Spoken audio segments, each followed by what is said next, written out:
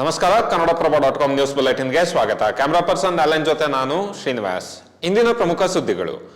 ದೆಹಲಿ ಪ್ರವಾಸದಲ್ಲಿರುವ ಸಿಎಂ ಸಿದ್ದರಾಮಯ್ಯ ಪ್ರಧಾನಿ ಮೋದಿ ಅವರನ್ನು ಭೇಟಿ ಮಾಡಿದ್ದು ಅಲ್ಪಾವಧಿಯ ಕೃಷಿ ಸಾಲದ ಮಿತಿಯನ್ನು ಸರಿಪಡಿಸಲು 10,000 ಕೋಟಿ ರೂಪಾಯಿ ಆರ್ಥಿಕ ನೆರವು, ಮೇಕೆದಾಟು ಸಮತೋಲನ ಜಲಾಶಯ ಕಳಸಾ ಬಂಡೂರಿ ಯೋಜನೆಗಳಿಗೆ ತುರ್ತು ಅನುಮತಿ ನೀಡಬೇಕೆಂದು ಮನವಿ ಸಲ್ಲಿಸಿದ್ದಾರೆ.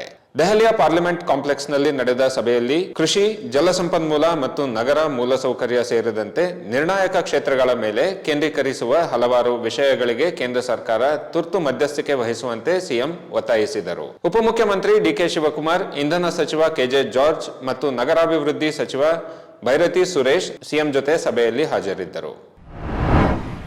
ಎಐಸಿಸಿ ಅಧಿವೇಶನದಲ್ಲಿ ಭಾಗಿಯಾಗಲು ದೆಹಲಿಯಲ್ಲಿರುವ ಸಿಎಂ ಸಿದ್ದರಾಮಯ್ಯ ಹಾಗೂ ಡಿಸಿಎಂ ಡಿಕೆ ಶಿವಕುಮಾರ್ ಸಚಿವ ಸಂಪುಟ ಪುನರ್ರಚನೆಯ ಸುದ್ದಿಗಳನ್ನು ತಳ್ಳಿಹಾಕಿದ್ದಾರೆ.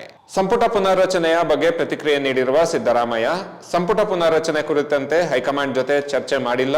ನಾಗೇಂದ್ರ ಸಂಪುಟಕ್ಕೆ ಸೇರ್ಪಡೆ ಆಗಲಿದ್ದಾರೆ, ಆದರೆ ಈಗಲೇ ಅಲ್ಲ ಎಂದು ತಿಳಿಸಿದ್ದಾರೆ. ಸಚಿವ ಸಂಪುಟ ಪುನರ್ರಚನೆ ಮಾಡುವ ಸಂದರ್ಭ ಬಂದಿಲ್ಲ. ಒಂದೇ ಒಂದು ಖಾಲಿ ಖಾತೆ ಇದೆ ಅಷ್ಟೇ. ಅದನ್ನು ಭರ್ತಿ ಮಾಡುವ ಬಗ್ಗೆ ಇನ್ನೂ ಚರ್ಚೆ ಆಗಿಲ್ಲ ಎಂದು ಡಿಸಿಎಂ ಡಿಕೆ ಶಿವಕುಮಾರ್ ಸ್ಪಷ್ಟಪಡಿಸಿದ್ದಾರೆ.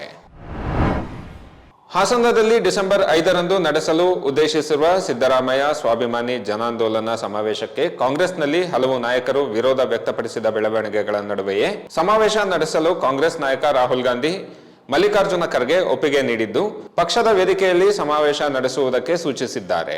ಸಮಾವೇಶದ ಬಗ್ಗೆ ದೆಹಲಿಯಲ್ಲಿ ಪ್ರತಿಕ್ರಿಯೆ ನೀಡಿರುವ ಸಿಎಂ, ಕಾಂಗ್ರೆಸ್ ಪಕ್ಷ ಹಾಗೂ ಹಿಂದುಳಿದ ವರ್ಗಗಳ ಒಕ್ಕೂಟದ ಆಶ್ರಯದಲ್ಲಿ ಸಮಾವೇಶ ನಡೆಸಲು ಉದ್ದೇಶಿಸಲಾಗಿದೆ.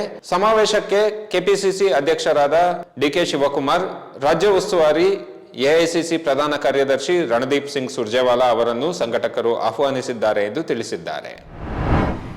ಬಳ್ಳಾರಿಯ ಸರ್ಕಾರಿ ಆಸ್ಪತ್ರೆಯಲ್ಲಿ 15 ದಿನಗಳ ಅಂತರದಲ್ಲಿ 5 ಮಂದಿ ಬಾಣಂತಿಯರು ಸಾವನ್ನಪ್ಪುವುದಕ್ಕೆ ಕಳಪೆ ಮಟ್ಟದ ಐವಿ ಗ್ಲೂಕೋಸ್ ಕಾರಣ ಎಂದು ತಿಳಿದು ಬಂದಿದೆ. ತನಿಖಾ ಸಂಸ್ಥೆ ಸರ್ಕಾರಕ್ಕೆ ಈ ಸಂಬಂಧ ವರದಿ ಸಲ್ಲಿಸಿದ್ದು, ಸಿಸೇರಿಯನ್ ವೇಳೆ ನೀಡಿದ್ದ ಐವಿ ಗ್ಲೂಕೋಸ್ ಕಳಪೆ ಗುಣಮಟ್ಟದ್ದಾಗಿತ್ತು ಎಂದು ಹೇಳಿದ್ದು, ದಾಸ್ತಾನಿನಲ್ಲಿರುವ ಇಂಟ್ರಾವೆನಸ್ ದ್ರಾವಣ ಬಳಕೆ ಮಾಡದಂತೆ ಆರೋಗ್ಯ ಇಲಾಖೆ ಎಲ್ಲಾ ಸರ್ಕಾರಿ ಆಸ್ಪತ್ರೆಗಳಿಗೆ ಸೂಚನೆ ನೀಡಿದೆ.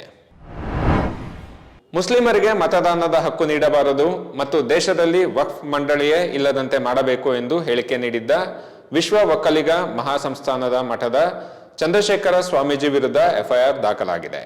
ಸಾಮಾಜಿಕ ಕಾರ್ಯಕರ್ತ ಸೈಯದ್ ಅಬ್ಬಾಸ್ ಉಪ್ಪರ್ಪೇಟೆ ಪೊಲೀಸ್ ಠಾಣೆಯಲ್ಲಿ ದೂರು ನೀಡಿದ್ದು, ಸ್ವಾಮೀಜಿ ನಮ್ಮ ಸಮುದಾಯದ ವಿರುದ್ಧ ಹೇಳಿಕೆ ನೀಡಿದ್ದಾರೆ, ಹೀಗಾಗಿ ಅವರ ವಿರುದ್ಧ ಕಾನೂನಾತ್ಮಕ ಕ್ರಮ ಕೈಗೊಳ್ಳಬೇಕು ಎಂದು ಆಗ್ರಹಿಸಿದ್ದಾರೆ. ನವೆಂಬರ್ 26ರಂದು ಬೆಂಗಳೂರಿನ ಫ್ರೀಡಂ ಪಾರ್ಕ್ನಲ್ಲಿ ಭಾರತೀಯ ಕಿಸಾನ್ ಸಂಘದ ನೇತೃತ್ವದಲ್ಲಿ ನಡೆದಿದ್ದ ಪ್ರತಿಭಟನೆಯಲ್ಲಿ ಸ್ವಾಮೀಜಿ ಈ ಹೇಳಿಕೆ ನೀಡಿದ್ದರು.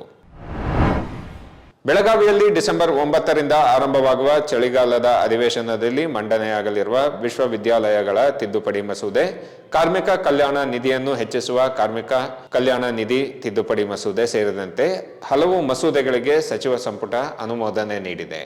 ಗ್ರಾಮೀಣಾಭಿವೃದ್ಧಿ ಮತ್ತು ಪಂಚಾಯತ್ ರಾಜ್ ವಿವಿ ತಿದ್ದುಪಡಿ ವಿಧೇಯಕದ ಮೂಲಕ ವಿವಿಗೆ ಸಂಬಂಧಿಸಿದಂತೆ ರಾಜ್ಯಪಾಲರ ಅಧಿಕಾರಕ್ಕೆ ಕತ್ತರಿ ಹಾಕಲು ಸರ್ಕಾರ ಮುಂದಾಗಿದ್ದು, ಕಾಯ್ದೆ ಜಾರಿಯ ನಂತರ ಮುಖ್ಯಮಂತ್ರಿಗಳು ವಿವಿಯ ಕುಲಪತಿಯಾಗಲಿದ್ದಾರೆ. ಇವು ಇಂದಿನ ಪ್ರಮುಖ ಸುದ್ದಿಗಳು. ವಿವರವಾದ ಸುದ್ದಿಗಳಿಗಾಗಿ ಕನ್ನಡಪ್ರಭ.com ನೋಡಿ. ನಮಸ್ಕಾರ.